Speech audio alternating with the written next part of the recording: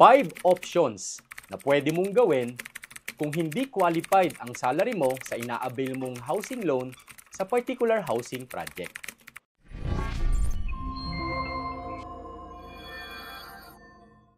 Tapusin mo ang video na ito para malaman mo ang mga pwedeng options kung sakali na sa ina-avail mong property ay hindi qualified ang iyong salary. By the way, ako nga po pala si Ralph Roger Tagaw. Lumaki sa mahirap na pamilya, naging batang basurero, nagsumikap mag-aral, naging certified public accountant, at licensed real estate broker na meron ng almost 20 years combined experience sa pagiging accountant at licensed real estate broker. At ngayon ay CEO-founder ng RRCT Realty and Marketing Corporation na isa sa best realty dito sa Bulacan.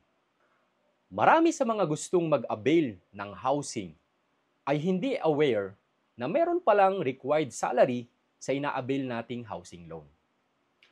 Hindi din aware ang iba sa atin na sa pag-avail ng housing ay merong impact sa required salary ang ating edad. Lalo kung hindi na natin kaya ang maximum loan term na 30 years kapag true pag-ibig. Ang problem is marami tayong mga kababayan na gustong mag-avail ng housing na hindi po aware sa mga alternative options kung sakali na ang kanilang salary ay hindi sakto doon sa required salary ng ina-avail nating housing project. At ito ay nakasalalay din sa information na binibigay ng isang real estate agent. Kaya naman kami po sa RRCT Realty ay ini-insure po namin na mabigyan ng alternative options ang aming pong mga home buyers kung sakaling hindi sapat ang kanilang salary sa ina-avail po nilang housing loan. At sa awa ng Diyos ay marami na po tayong natulungan na home buyer na ang iba ay hindi po initially qualified ang kanilang salary, kaya po binigyan natin sila ng alternative options na pwede nilang gawin para po ma-achieve nila ang kanilang dream home. Well, ito po yung mga 5 options na pwede po nating gawin kung sakaling hindi po qualified ang ating salary sa ina-avail po nating housing. Number 1 ay paghahanap ng co-borrower. Sa pag-ibig ay pwedeng maging co-borrower kahit hindi mo po kamag-anak. Pero mas recommended kung ito po ay kapamilya mo. Ang gagawin lang sa co-borrower ay i-combine po ang inyo pong salary. At kapag kinombine ang salary, ay dapat sapat or more than doon sa required salary ng ina-avail po nating housing. At kapag ito ay okay na, ay pwede na po kayong mag-avail ng housing loan. Note lang na kapag kayo po ay co-borrower, ay meron na po itong impact sa pag-avail po ninyo ng sariling housing loan eventually. Kaya po, pag-isipan din nating maigi ang pagiging co-borrower. Pangalawang option, kung kulang po ang ating salary, ay additional equity.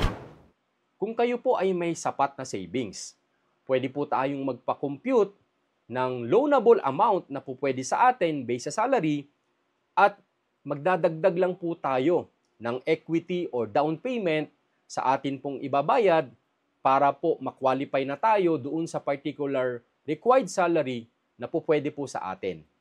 Pangatlo ay engagement income o yung tinatawag po nating other sources of income. Alam nyo po ba na ang iba't ibang sources of income in addition po sa trabaho natin ay pwede po nating gamitin para po idagdag sa kakulangan ng ating sweldo. For example, meron po kayong tricycle sa TODA, meron po yung equivalent na 5K monthly income na recognize po ng pag-ibig. Halimbawa, ang required salary ng ina-avail po natin ay 25K monthly, tapos ang sweldo natin ay 20K, pero meron kayong tricycle na nasa TODA na 5K monthly, ang kanyang equivalent sa pag-ibig, pasok na po kayo sa magiging housing loan. Based po sa salary, in addition po yung engagement income. Example po nito kung halimbawa kayo po ay may tutorial, meron po kayong sari-sari store, meron po kayong pwesto sa palengke, meron pong mga list of engagement income na may corresponding monthly income ang inaalaw po ng Pag-ibig. At kung bank financing naman ay nire-recognize naman po ng bank, basta documented po ang ating additional sources of income. Pang-apat pong alternative option, kung hindi po qualified ang ating salary, kung kulang ang ating salary, ay yung tinatawag po natin na downgrading. Downgrading. Minsan po naghahanap tayo ng mga housing na gusto po natin, pero not necessarily na swak po doon sa ating budget at salary. Pwedeng halimbawa ang target mo ay single attached, pero kulang ang ating salary for single attached. Wala naman tayong mahanap na co-borrower, wala din tayong pang-increase ng equity, wala din tayong other sources of income, kaya po ang option natin ay downgrading. Like for example, single attached ang tinatarget mo, may option naman na duplex na mas mababa. Or maybe duplex ang hinahanap mo, pero meron namang options na townhouses. So, ibig sabihin, ida-downgrade natin yung ating alternative options na house type.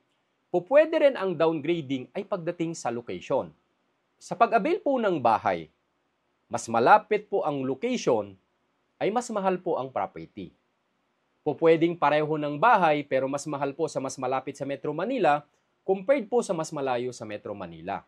Pwedeng ang downgrading mo ay instead na dun sa mas malapit na mas mahal, na hindi po qualified ang ating sweldo, ay dun po tayo sa medyo mas malayo, na mas mura, qualified ang ating income. So yan po ang downgrading. Panglima po nating alternative option ay in-house financing. Sa in-house financing, wala pong required salary sa ibang particular developer. Titignan lang po kung meron po tayong bank statement o mga remittances kung tayo po ay pinapadalan sa abroad. Yan po ang pinaka-proof of income sa in-house financing. Pero note, may mga developer po nagre-require ng salary or income pagdating po sa in-house financing. Pero sa mga hawak po natin na iba ay wala pong required income o salary. Basta may makita lang po na pumapasok sa atin pong bangko o meron tayong mga remittances slips na pwedeng ipakita as proof of income. Sa in-house financing, mas mataas lang po ang down payment at mas mataas lang po ang ating monthly amortization dahil po mas malaki ang interest at mas shorter ang term. Pero meron po kasi tayong mga home buyer na meron po talaga silang additional income na hindi lang documented. At kaya naman po nilang mag-avail sa mas mataas na monthly payment. Kumbaga, documentations lang talaga ang kulang nila, kaya hindi sila maipasok through Pag-ibig o through bank financing. Kaya po in-house financing ang kanilang nagiging option. Well, yan po ang 5 option kung hindi po sapat ang ating salary doon sa required salary ng ina-avail po natin either through Pag-ibig or through bank financing. Bakit mahalaga na kailangan po nating malaman ang mga alternative options kung kulang po ang ating salary sa ina-avail po nating particular housing project? Naniniwala po ako na kung tayo ay may sapat na kaalaman or information sa pag-avail ng housing, kagaya po ng na-discuss natin ng mga alternative options, ay magiging wais po tayo sa ating decision at makakatulong po ito para tayo ay makapag-fully decide kung tayo po ay mag-a-avail ng housing. Ang pumipigil po kasi sa atin na mag-push through sa pag-avail ng housing ay yung lack of information. Na may available options pala kahit hindi qualified o kahit kulang ang ating salary. Kaya samahan niyo po ako sa pag-share ng mga tips sa real estate dito po sa ating social media account, sa ating pong Facebook page at YouTube channel. I hope nakatulong po sa inyo ang video na ito. Pero bago ko po tapusin ang video na ito, ay mag-share lamang po ako ng kasabihan.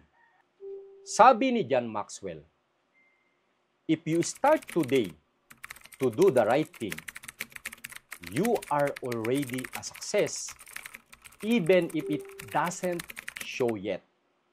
Kung sisimulan mo na gawin ang tama sa ngayon, yan ay tagumpay na. Dahil ang success is about the journey, not the destination. Kaya patuloy lang nating gawin kung ano yung tama at nararapat. By the way, kung kayo po ay naghahanap ng mga affordable housing project, ay may mga handle po kami sa Bulacan, Pampanga, Tarlac, at Rizal, and even po sa South Luzon. Pwede nyo po kaming i-message para po sa inyong housing needs. At kung kayo naman po ay naghahanap ng income opportunity, na nakikitaan nyo ang real estate na pwedeng maging part-time or full-time career ninyo sa pagiging real estate agent, if kayo ay at least naka 2 years college, ay pwede na kayong mag-real estate. At i-consider nyo ang pag-join sa RRCT Realty. Isa sa best realty na naka-base sa Bulacan. Ang RRCT Realty ay kapartner mo sa pag-abot ng iyong mga pangarap.